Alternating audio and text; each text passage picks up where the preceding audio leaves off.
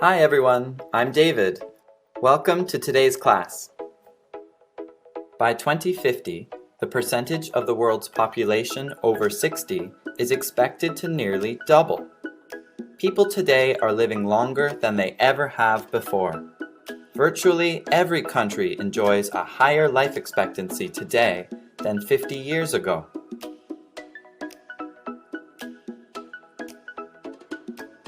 But when we talk about the aging population, we go straight to its negative impacts, like how it will be a social and economic liability. But it doesn't have to be that way. There will be some challenges, but if we deal with those challenges successfully, it will translate into opportunities. We're going to talk about two things in today's lesson. First, we'll discuss challenges brought by the aging population. And second, we'll explain how to cope with the aging population.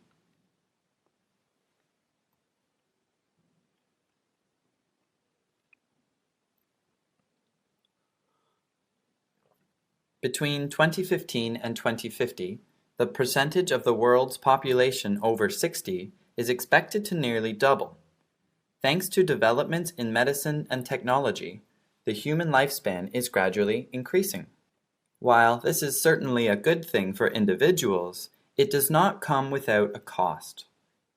Aging populations are becoming a huge problem in many countries, especially developing countries.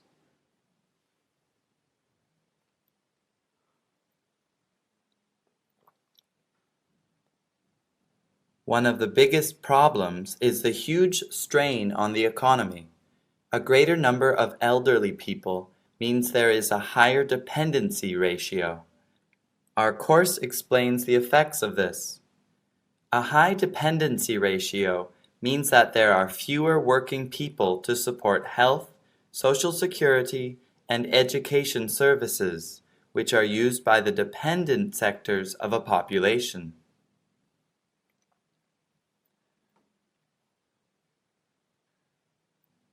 If the retirement age does not change and the life expectancy continues to increase, taxes may need to increase. More people will claim pension benefits with fewer people working and paying income taxes. This will require those in the workforce to pay high tax rates. Additionally, retirees pay lower income taxes because they are not working.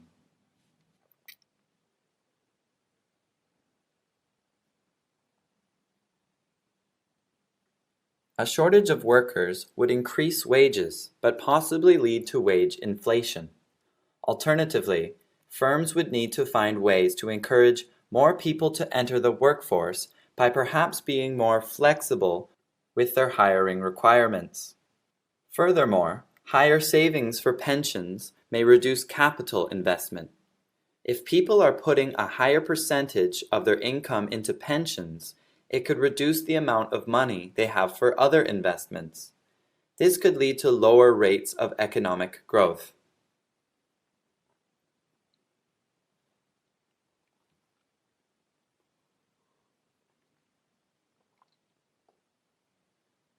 The costs of medical care are also becoming a problem. More people are living longer, but that doesn't mean that they are free from medical issues. As people enter their senior years, they are more likely to develop health problems. With more people living longer, there are more people who require medical care. Therefore, the amount spent on medical care is higher than ever.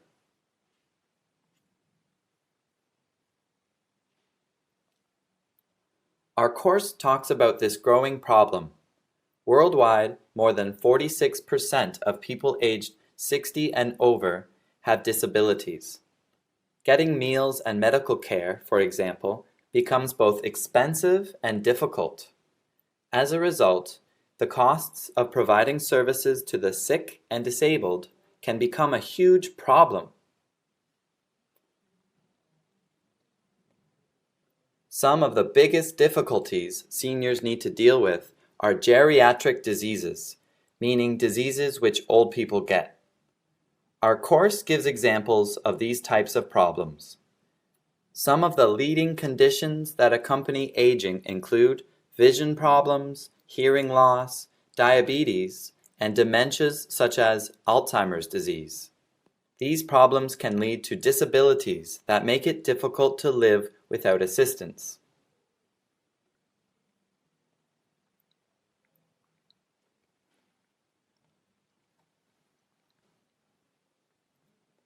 There is another health problem growing worse among seniors in today's society. While it may not cost money, it is costing seniors their mental and emotional health.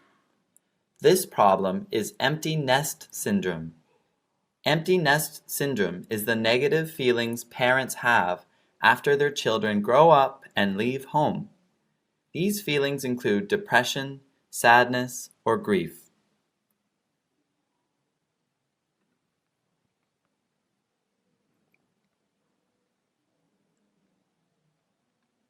Empty nest syndrome is not a clinical diagnosis. Rather, it describes a transition period which many aging people experience. Parents may encourage their children to become independent, but having to let go of our children can be painful. Having no children at home can create feelings of loneliness and loss.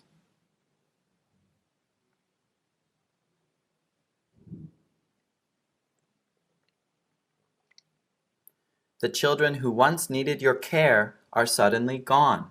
You might miss the daily interaction you had with your child. Furthermore, you might also become extremely worried about your child's safety and how they'll be able to survive on their own.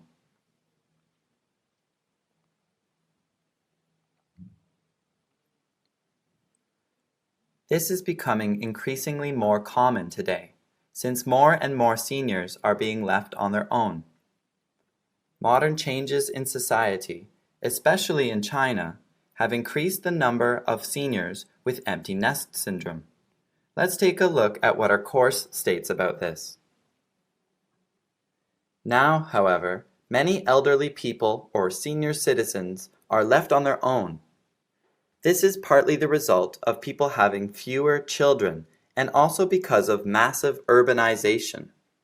Young and middle-aged adults have left the rural areas for economic opportunities only available in large urban centers.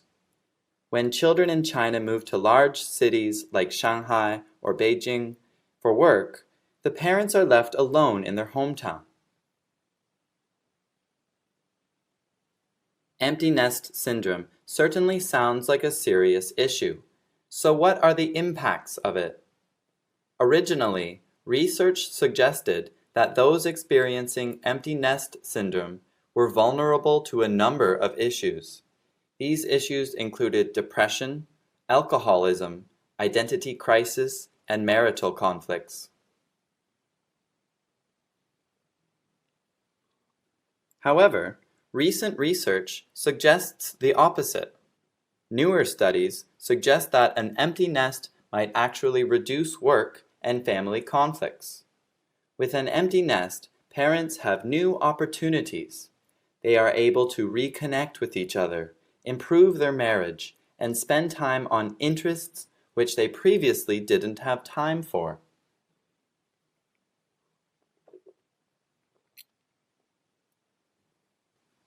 Every parent goes through the experience of their children leaving home.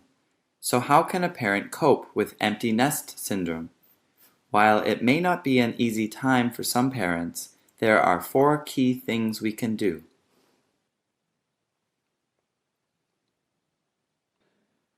First, we can stay supportive. To do this, we should focus on what we can do to help our child succeed when they leave home. If we continue to try and have our children follow our expectations when they leave home, we may push them away even further.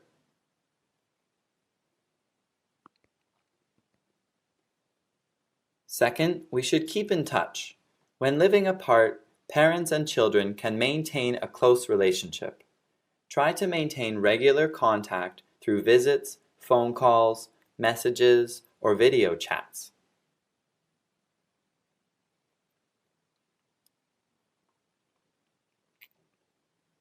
Third, we can seek support if needed. If you're having a difficult time with an empty nest, ask for support from loved ones and other close contacts. Share your feelings with them and ask them about their experience with empty nest syndrome if they have experienced it. If you are feeling seriously depressed, seek a doctor for assistance.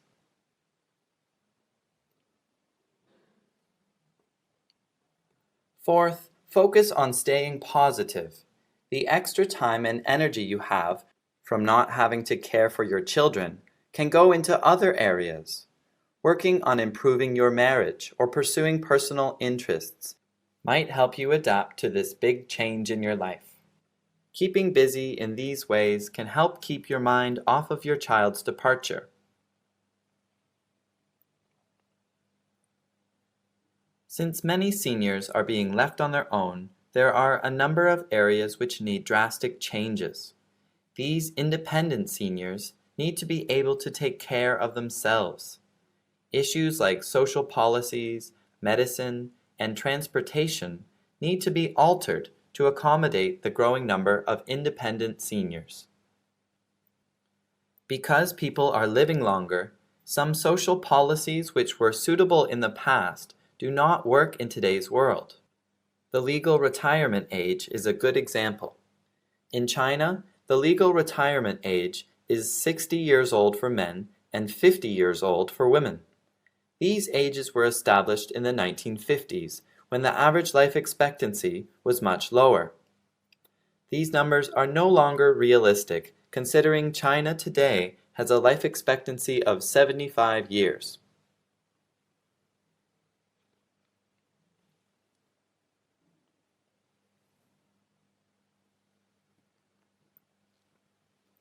From this, a big strain is placed on the economy. Money from government programs like Social Security and pensions are used to support retired seniors. If people are living longer and the retirement age does not change, more money is needed in order to support them. This means higher taxes for those in the workforce and less money for the government to spend on other areas.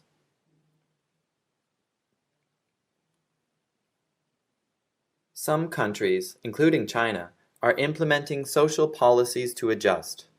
One example of this is raising the retirement age. 40 years of work is not enough to support a person 30 years after they retire. The argument is that having your life jam-packed with busy work, raising kids, taking care of parents your whole life, and then suddenly having a 30-year break is not a good model.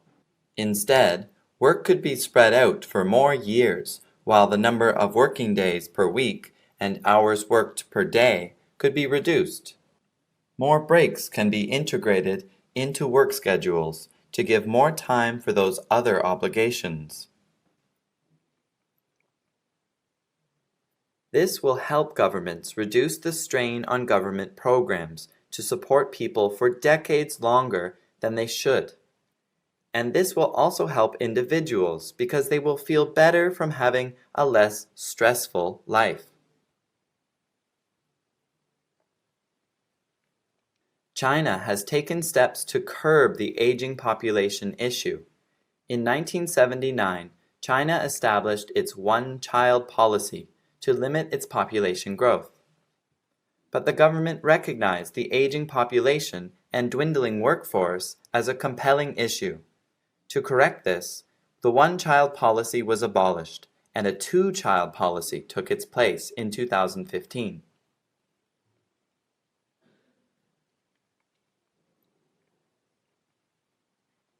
The two-child policy helps ensure the working population will remain stable and the elderly can be cared for. According to projections by the National Health and Family Planning Commission, by the year 2050, the two-child policy is expected to result in an extra 30 million working-age people.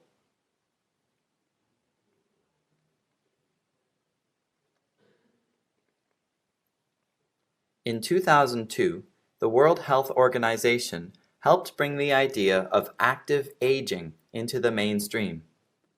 Active aging is the process of enhancing the quality of life for seniors.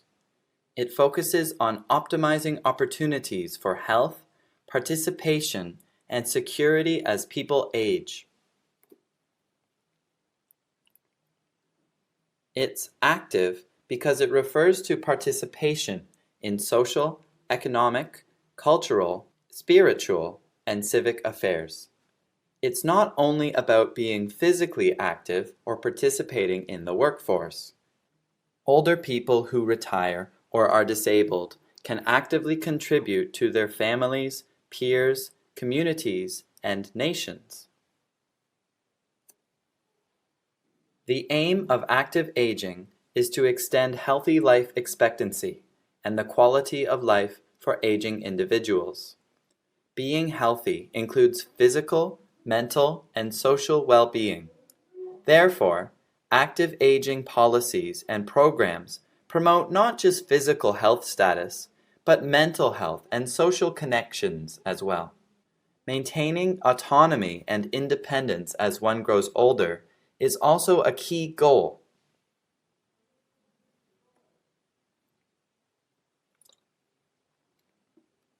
Today, the World Health Organization is taking the concept of active aging even a step further.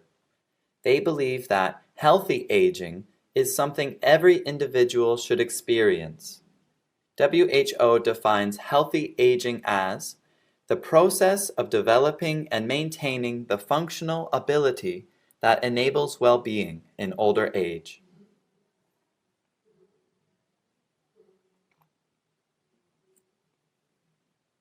Healthy aging is about creating opportunities that enable people to live valuable lives. Seniors should have the opportunity to pursue what makes their lives valuable. They should also be able to live in environments that support basic needs and their needs to live a valuable life.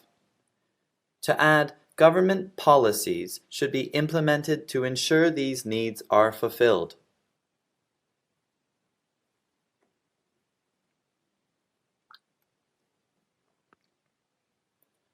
Social policies are not the only thing seeing changes. Medicine is being refocused to aid the aging population. Most of the medical advances in the last century involved acute diseases that affected mainly young people.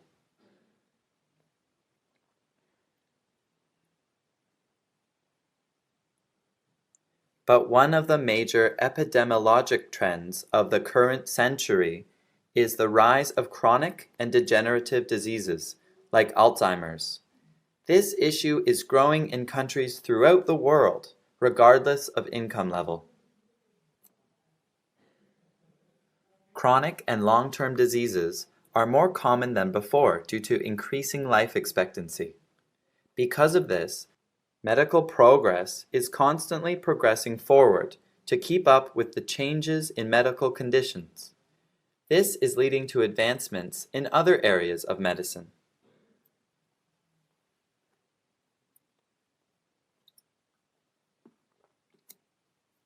Besides medicine, we also need to make changes in urban and suburban areas so our old folk can get around better. Currently, cities are designed so that healthy, working people can get from place to place. It's not easy for an independent senior to get on the bus or subway. This means it's not easy for them to get to a doctor's appointment or relax in their favorite park. Simply getting around on foot isn't easy either. There are very few resting places, like benches, for seniors who frequently need to stop and take a rest. For disabled seniors, a lack of ramps and elevators makes it difficult to enter buildings or access areas outdoors. Because of these issues, seniors are forced to move to isolated senior communities in order to be able to access everything they need on a daily basis. Adapting cities to be more age-friendly means senior citizens won't need to move to isolated senior communities. Outdoor spaces can receive upgrades. More facilities such as elevators and ramps that help senior citizens to move around should be added. The ones that do exist can be upgraded and made sure that they are in safe working condition. There should be adequate rest places like benches, and the distance between rest places should not be too long. Transportation also needs to be redesigned. Routes of public transportation should run to destinations like medical facilities and parks. Designated transport stops can be located in close proximity to where older people live. And senior communities should not be isolated units. To promote and foster interaction among different age groups, community facilities can be combined. Take the Netherlands, for example. They have been combining dorm rooms with nursing homes to promote interaction among young people and seniors.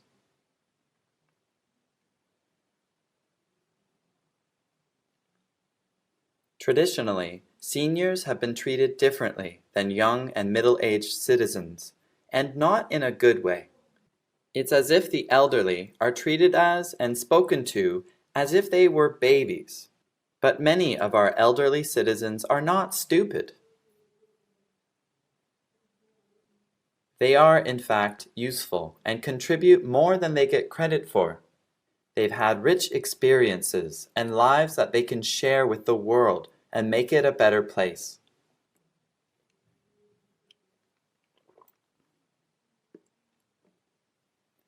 It's very difficult for someone to find a new job if they are over 60 years old. Most companies are looking for hungry new blood that can bring innovation and risk-taking to the table.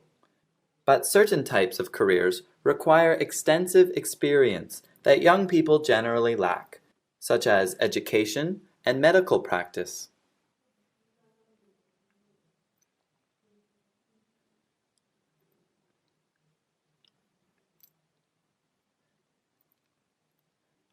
One expert on the future of aging said something like this: let's say I was advising a tech entrepreneur today about how to compose their workforce. I'd tell them neither to hire two 20-something college grads with engineering degrees, nor two 65-year-olds who used to work in the aerospace industry.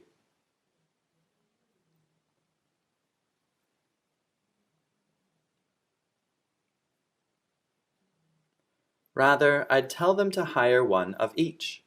One will bring the creativity and risk-taking, and the other will bring the experience and ability to see across sectors.